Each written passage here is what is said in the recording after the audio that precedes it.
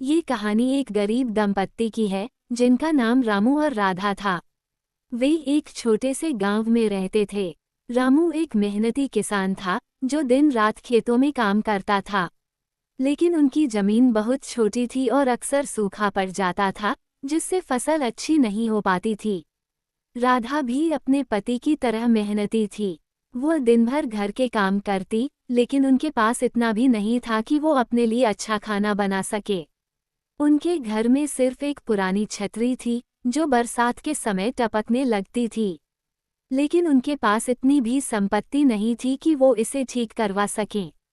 रामू और राधा का जीवन गरीबी की काली छाया में लिपटा हुआ था, लेकिन उनके दिलों में उम्मीद की एक किरण हमेशा जलती रहती थी। वे दोनों एक दूसरे से बेहद प्यार करते थे और एक दूसरे का साथ देना ही उनकी सबसे बड़ी ताकत थी। उनका छोटा सा गांव जिसमें वे रहते थे, दूर दूर तक फैले खेतों और सूखे पेड़ों से घिरा हुआ था।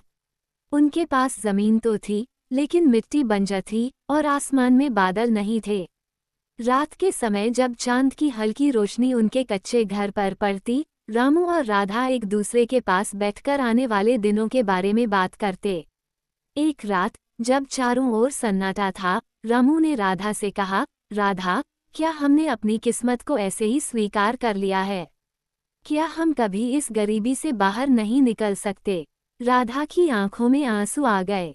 उसने रामू का हाथ थामकर कहा, रामू, मैं जानती हूँ कि हम कठिनाइयों से घिरे हुए हैं, लेकिन मैं हमेशा तुम्हारे साथ हूँ। हम कुछ न कुछ जरूर करेंगे। हमें हार नहीं माननी चाहिए। अगले दिन रामू ने एक अजीब सी आवाज सुनी। वो अपने खेत में गया और देखा कि मिट्टी में कुछ चमक रहा है। उसने ध्यान से देखा तो पाया कि वो एक पुरानी सी तिजोरी थी जो जमीन के अंदर दबी हुई थी। रामू का दिल जोर से धड़कने लगा। उसने तिजोरी खोली और उसके अंदर से कुछ पुराने सोने के सिक्के निकले। रामू और राधा की आंखों में खुशी के आंसू आ गए, लेकिन उसी समय उनके दिल में एक डर भी बैठ गया। उन्होंने सोचा कि अगर गांव के लोगों को इसके बारे में पता चला तो क्या होगा? क्या वे लोग उन्हें इस तिजोरी से वंचित कर देंगे? उन्होंने इस रहस्य को अपने दिलों में दबा लिया और तिजोरी को वापस वहीं छिपा दिया जहां से वह मिली थी। दोनों ने रात भर जागते हुए सोचा कि अब क्या किया जाए। राधा ने कहा, रामू, हमें इस पैसे का उपयोग बहुत सोच समझकर करना होगा। हमें ऐसा कोई काम शुरू करना चाहिए जिससे हम इस पैसे को धीरे धीरे उपयोग कर सकें और कोई हमें शक न करे। रामू ने सहमति में सिर हिलाया। उन्होंने अपनी तिजोरी को सुरक्षित रखने और धीरे धीरे उसका उपयोग करने का फैसला किया। अगले दिन से उन्होंने बाजार में जाकर थोड़े थोड़े पैसे से कुछ सामान खरीदा और उसका उपयोग नए व्यापार में किया। अगले कुछ दिनों में रामू और राधा ने इस पैसे से थोड़ा बहुत सामान खरीदा और अपने छोटे से घर की मरम्मत शुरू की। लेकिन जिस दिन उन्होंने तिजोरी के पैसे से एक नई गाय खरीदी, उसी रात उनके घर में अजीब घटनाएं होने लगीं। एक रात जब वे सो रहे थे, राधा को अचानक से एक परछाई दिखाई दी जो उनके कमरे में चल रही थी।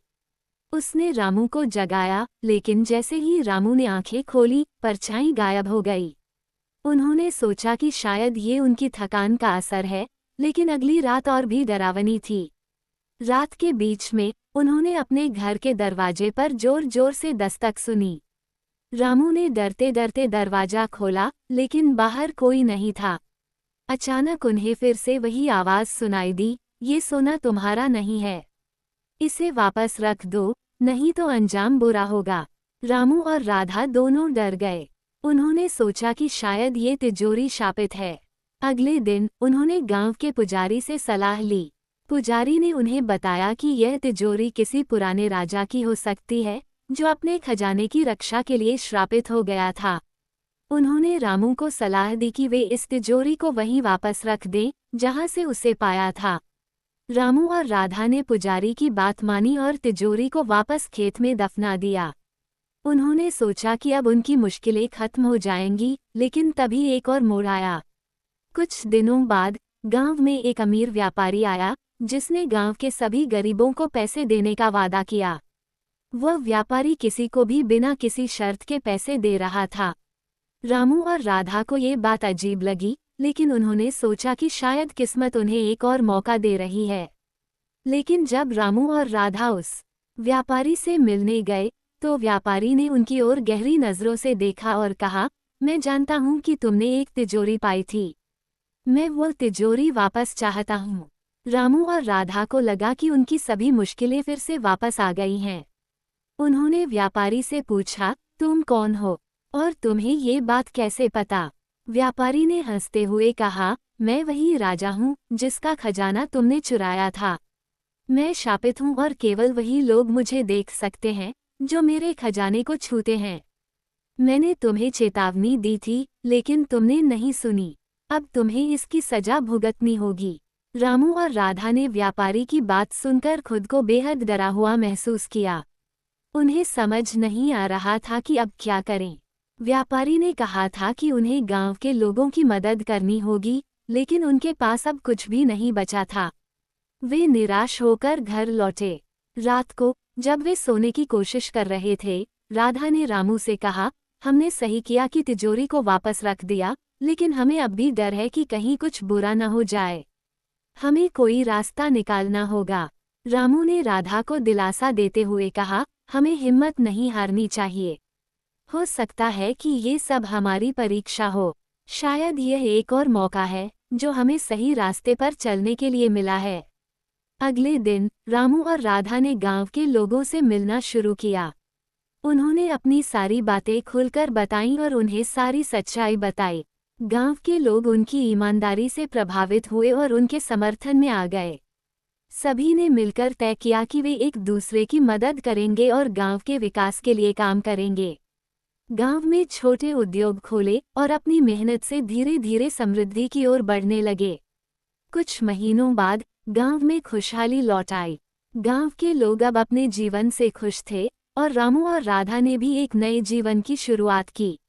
एक रात जब रामू और राधा अपने घर के आंगन में बैठे थे, उन्होंने फिर से वही व्यापारी को देखा, लेकिन इस बार उसके चेहरे पर एक रहस्यमय मुस्कान थी। व्यापारी ने कहा, तुम दोनों ने मेरा श्राप तोड़ दिया है। तुमने अपनी ईमानदारी और मेहनत से साबित किया है कि असली खजाना दौलत नहीं, बल्कि एक दूसरे का साथ और दूसरों की भलाई में है। अब मैं मुक्त हूँ और तुम दोनों को भी एक सुखी जीवन का आशीर्वाद देता हूँ। ये कहते ही व्यापारी एक धुंध में बदलकर गायब हो गया।